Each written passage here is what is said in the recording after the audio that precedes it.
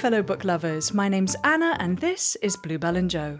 I'm a mother who's passionate about children's books. My daughter also loves books when she's not tearing out the pages for origami. The theme of this video is how to introduce letters and numbers to your young child.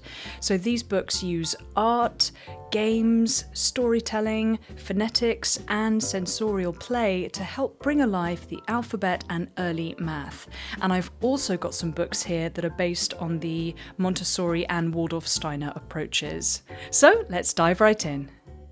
So let's start here, the Alphabet book, which is a compilation of Elsa Besko's illustrations. She is a Swedish illustrator and author, very well known. She's done other titles including Children of the Forest, The Sun Egg, Woody Hazel and Little Pip. I'm sure you'll recognise a lot of her illustrations. So essentially, they've taken little snippets from her books and categorised them into letters of the alphabet. So it's very self-explanatory, but her style is absolutely gorgeous. It's a combination of fairy tale meets the Swedish countryside, I'd say. Very nostalgic and gentle in style. Look how lovely that is. So the illustrations have been taken from all of her different works. I think it's over 40 titles in total, and they're just absolutely charming. It's a gorgeous little book to sit with your child and have a look at the pictures and talk about what you can see, as well as putting it to the letter sounds as well. Now at the very back, it has a list of all of her different works here and where each individual picture has come from. So if you wanted to go and have a look at some more of her books based on these pictures, you can. And there's a good few pages of it here, which is awesome. And again here a list of most of her famous titles as well.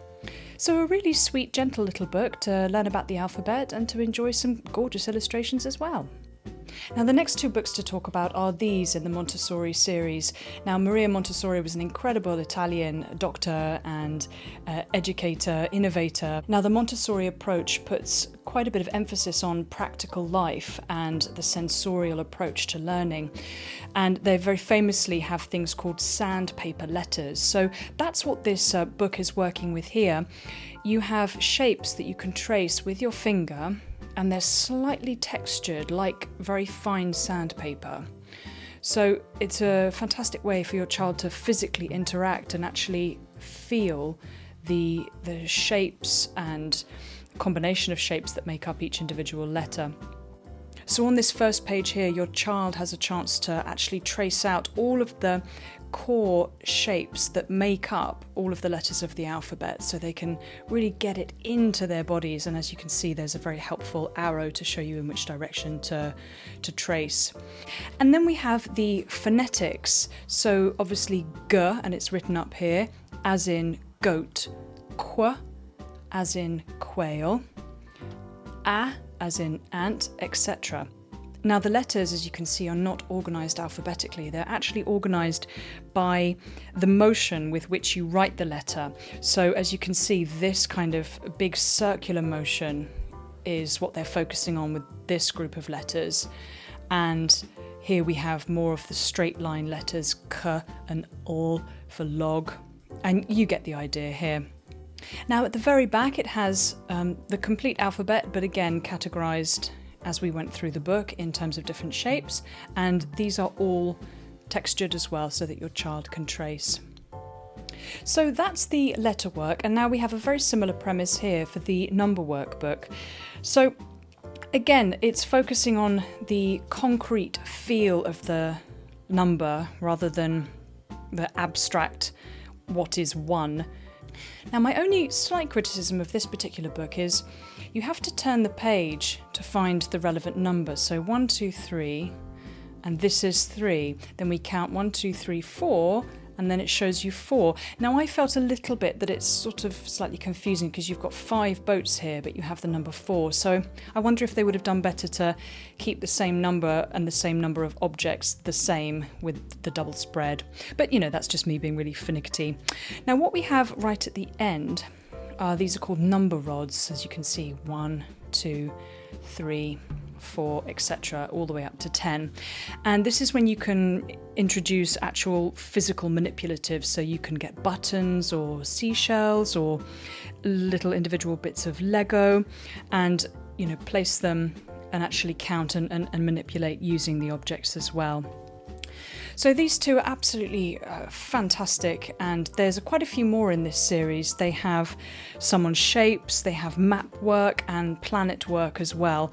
The reading age is suggested between 3 and 5, and I must say that most of the books in this video are sort of aimed towards preschool, but as you'll see with some of the Waldorf books, we're talking anything up to the age of 6 or 7. So let's move on to a great fun book, and that is Compost Stew, an A to Z recipe of the earth.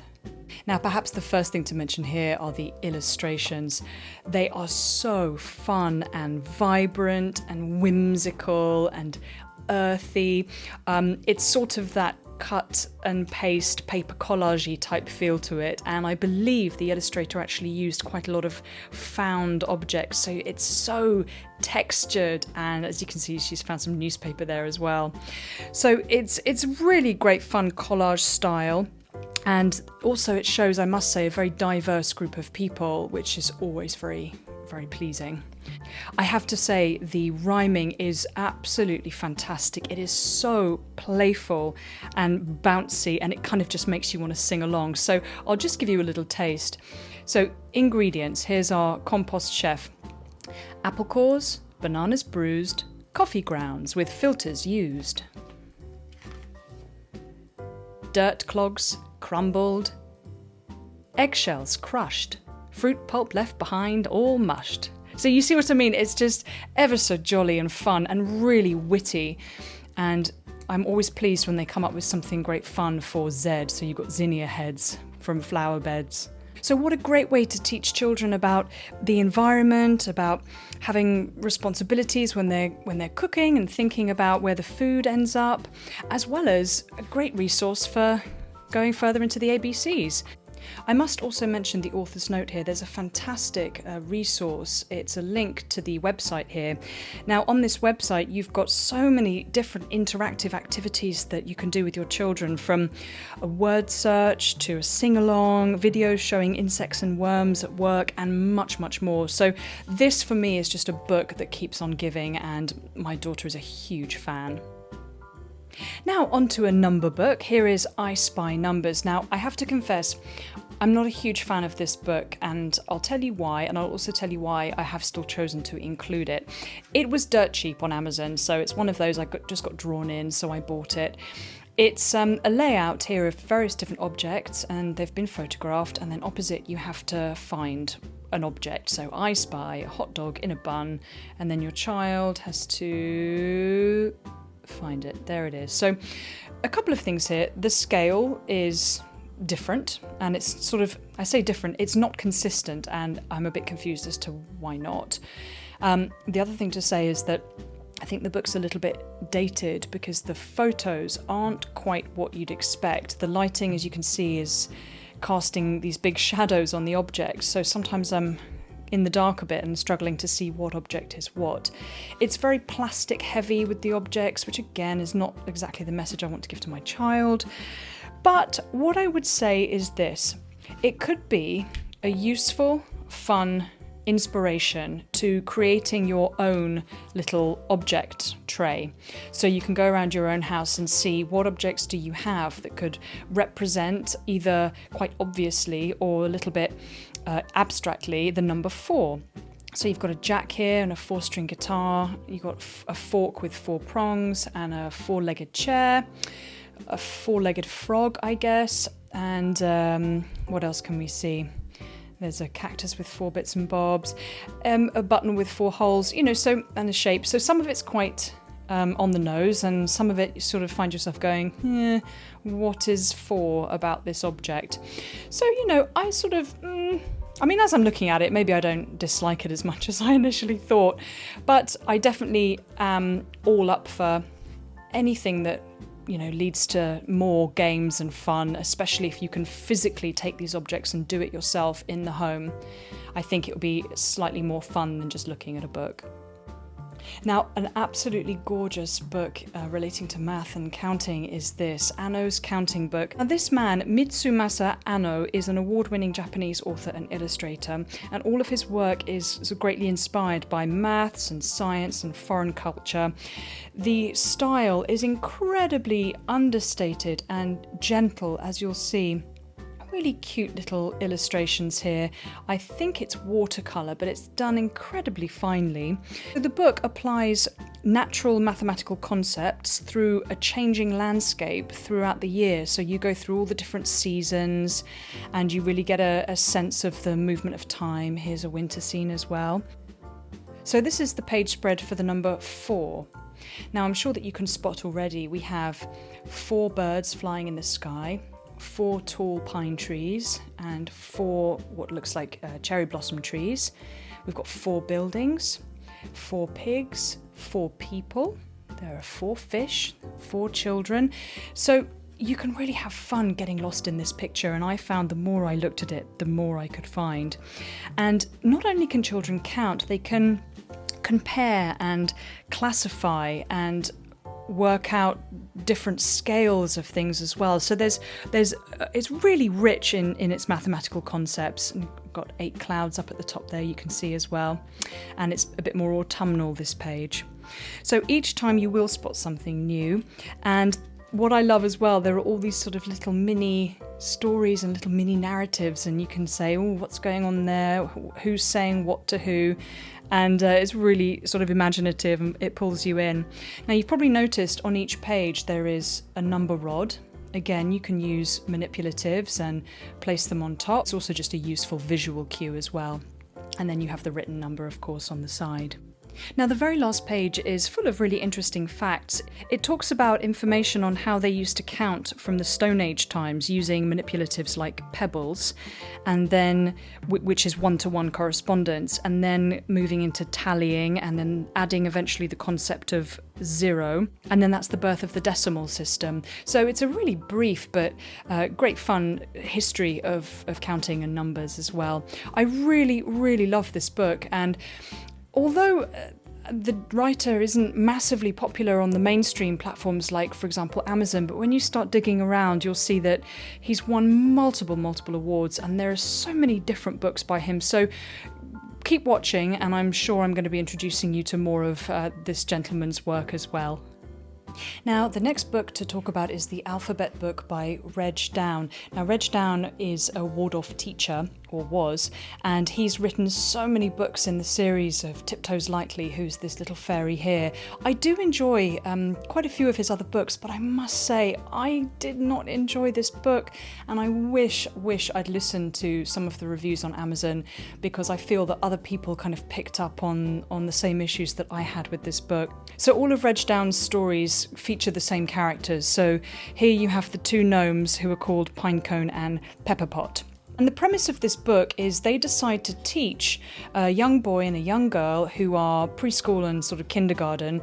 They decide to teach them the letters of the alphabet because they're worried that the school system's going to mess it up, and that they're going to come out of the first year of school not knowing how to spell, making a mess of the whole thing. So Pinecone and Pepperpot put their little gnome heads together and decide they need to intervene, and they elicit the help of the fairy Tiptoes Lightly. So that's the premise, and we go through the whole alphabet with them trying to find ways to teach these 2 young children, a boy and a girl, the letters, etc. Now, my problem is this. The tone of the book, for me, is just a little bit off. Throughout every single chapter and page, these 2 gnomes just squabble from beginning to end. They don't treat each other kindly. It gets really old really fast, and it's also just relentless. I really found myself sort of going, oh, come on. Because it's not the kind of behaviour that I want to encourage in my child, and I certainly get irritated hearing it. I just want to discipline them myself. You know, I turn into sort of frustrated mother at these 2 gnomes, which it's not what you want when you're trying to read and enjoy a book. So that's that. And then the second issue I have is about how it repeatedly, the gnomes are sort of trashing the school system, really and truly believing that school is just going to mess up all of the teaching for these two kids, which I just think, I think that could rub people up the wrong way as well. Now, my third and final bit of beef with this book is some of the things that they choose to represent the letter. The connection is so strenuous and sometimes it's just downright off, and I just think that would really confuse a child. So here's an example of a good one. So F is for fox. We get that. And there's also a flag, and there's a flower that looks like a bit of an F. And here you have a fox and a fish. So all that's really lovely. And then right here we have an example of when it's really not that great. G is for Lucy, or G is for Lucy if you're doing more of the phonetic approach. Now, eventually in the story, you'll work out why G has been given to Lucy, and it will be, as you can see here, a reference to the goose. So I guess Lucy Goosey. I just think it's a bit lame, if I'm honest. And here's an example of another one. J is for mouse. I beg to differ. And another one here, O is for oh, how I love you. And, we'd actually spell that O-H if we're going to say oh. Now, yes, call me a bore. I believe if you're using these books as educational resources or things to create clarity for your child and children, this book is not doing it. It's sort of confusing things further. So, if I had my way, again, I probably wouldn't purchase this book. However, Reg Down is a really prolific children's author, and he has written some fantastic, playful books of the Tiptoes Lightly series, introducing mythology and fairy tales, and a really kind of cutesy artistic style as well. So I'm not going to completely write off the author, I just would not recommend this particular book. Now finally we move on to two very special books in my opinion. So we'll start off with this, the Waldorf Alphabet Book by Famke Sonnenfeld, and what a feast for the eyes. So this is for the letter S, and it's basically like an I Spy, but it is just lively and playful and full of colour and movement and really speaks to the imagination of the child. So this being page S, we can see a swan, sunflowers, a swing, sun, stars, starfish, salamander, snow, squirrel. And down here we have a sailboat and a swirl and a seal, spider, spider's web, strawberries, and sort of in the style of a stained glass window as well. So that's just one page, and there's so many things to look at and talk about with your child. And here we have R, which is a beautiful river and a rainbow. I mean, I could do a whole video on this book for sure. These are nymphs. M for mermaid. There's a flower here. And then at the very back, we have a description page, a list of the illustrations, and here we go, just to see if you've seen everything. Or there are some that I definitely was scratching my head over, so it was nice to turn to the back and have a look. Now, just to speak a little bit about the Waldorf-Steiner approach. So it aims to integrate the intellectual development with artistic creativity and practical skills. So with the Waldorf-Steiner approach, it's all about engaging the feelings and learning through movement. And the very famous quote and saying in these Rudolf Steiner schools is head, heart and hands. So you want to engage children using their mind, their hearts and emotions, and also practically their hands. Look at that, that's for H, horse, harlequin. Isn't it fab? So just to speak a bit more about it, in Waldorf schools, the formal reading is taught much, much later, so around 6 and 7, and the approach is much more gradual and gentle and multi-sensory.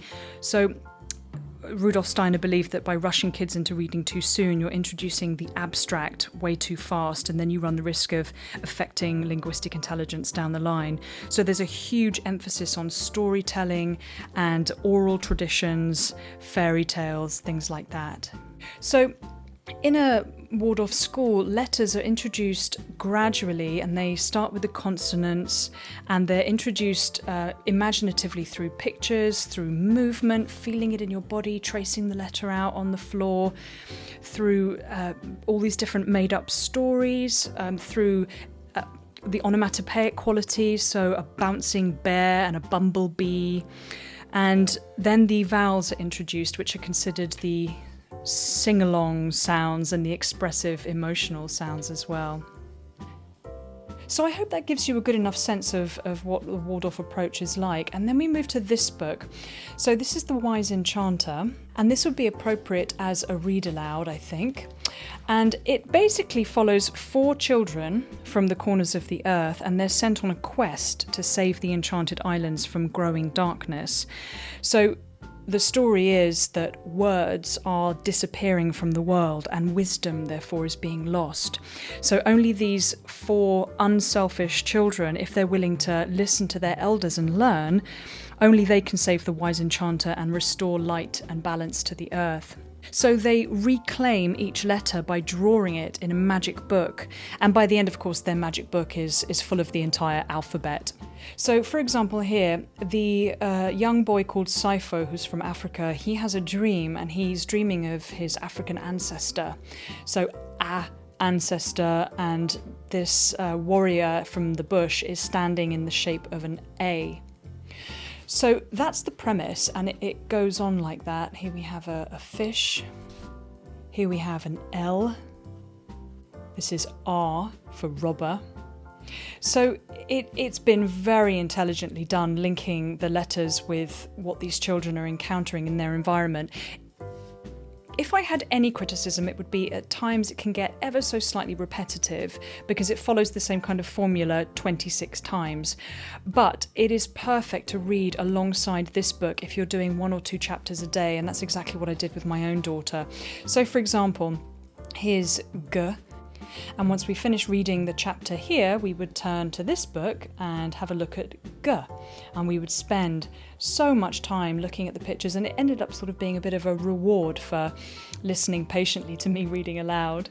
So what a glorious combination. I thoroughly recommend it. And playful, and something a little bit different as well to bring some life and vigour to the alphabet. That's it for this video. If you enjoyed it, give it a thumbs up and leave a comment. If you want to see more, hit that subscribe button. And if you want to purchase any of the books mentioned here, check out the list and the links below. I do receive a small commission for any items purchased, which really supports my channel and helps me bring you more content. So thank you, and see you soon.